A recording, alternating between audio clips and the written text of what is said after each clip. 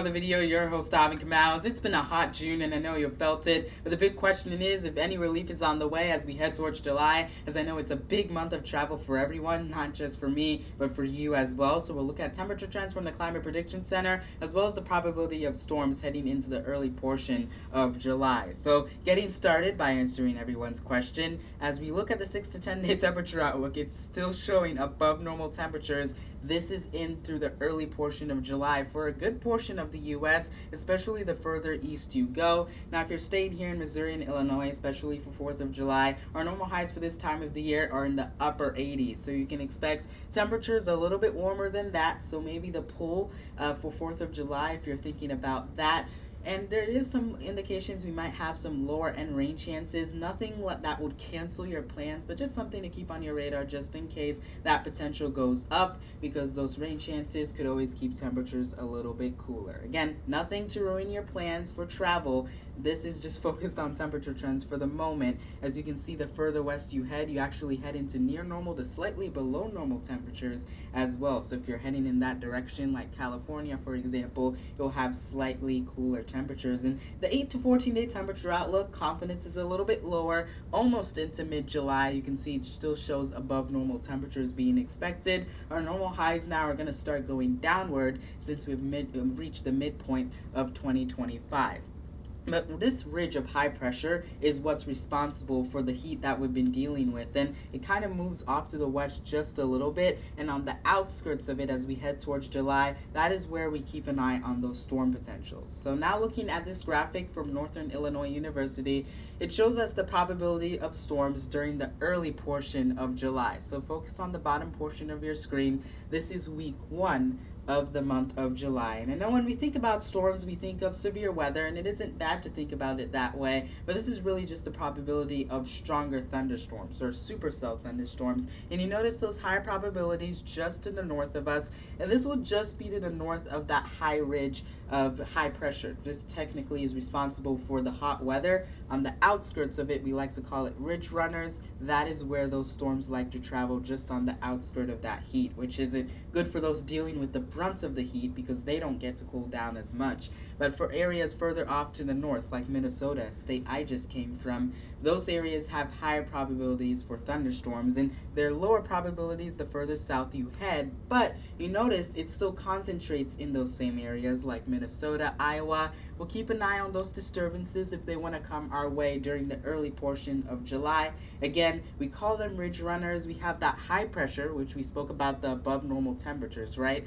So on the northern part of that ridge is where we see those storms that travel through. So we'll keep an eye on it during the month of July. This is not targeting St. Louis. I'm not talking about it hitting the St. Louis area, but just areas north of it could see those storm potential increase. But this also updates every single day. This is a weather forecasting model we like to use. The Storm Prediction Center can use it before they make an outlook to let people know about what's to come.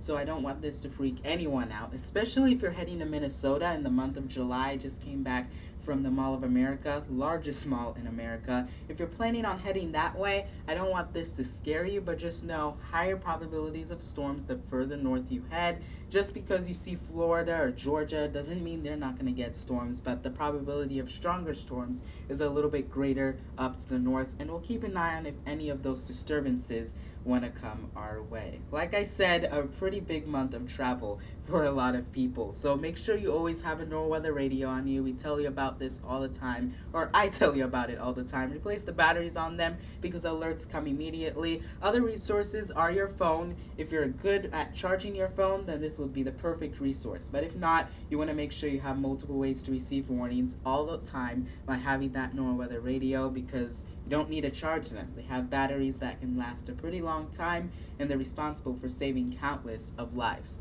So make sure you go to Midland, USA to get yourself a NOAA weather radio to keep your family safe during the 2025 severe weather season. And just because summer will end in a few months doesn't mean severe weather ends. We should always be weather aware, even on days where we're not talking about severe weather, because these are lifesavers, especially since I have a pretty busy summer, which I've been emphasizing in the last couple videos. Make sure you're following me on X, but also make sure you have alternate ways to get warnings so that I'm not the reason why you didn't get the warning.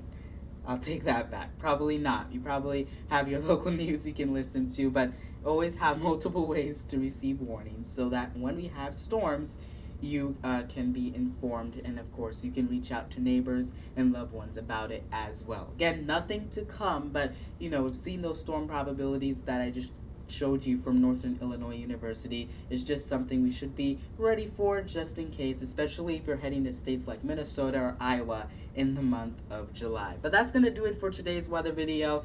If you can do it right now, make sure you download X or Twitter, Instagram, Threads. Make sure you follow me on there. The link to my X is in the description. That's my biggest audience. And I know you're like, Alvin, it was just called Twitter. You can remove the Twitter there, but it is called X. So make sure you look for the app that has this symbol. That's where you can follow me at Alvin Weather so that you can be informed about the weather. I can take you where I go since I'll have a pretty busy summer and I won't be able to upload every single Sunday like I normally do. So just make sure you're following me over on X so that you can get those weather updates. So when I'm not uploading on here, you are informed about the weather, especially when it changes, because I want you to be safe and I want you to enjoy your summer, and I don't want you to have to worry about why I'm not uploading or if I'm gone or if I've traveled somewhere. I just want you to make sure that I'm okay if I'm not uploading a Sunday or two when I'm busy. So just make sure you follow me on X so you don't miss that content, and make sure you're following me on my socials. Can't stress that enough, so that you're not just relying on me here on YouTube, so I can continue to bring you those weather updates. But until then, I hope you have a great rest of your week, St. Louis, and enjoy 4th of July.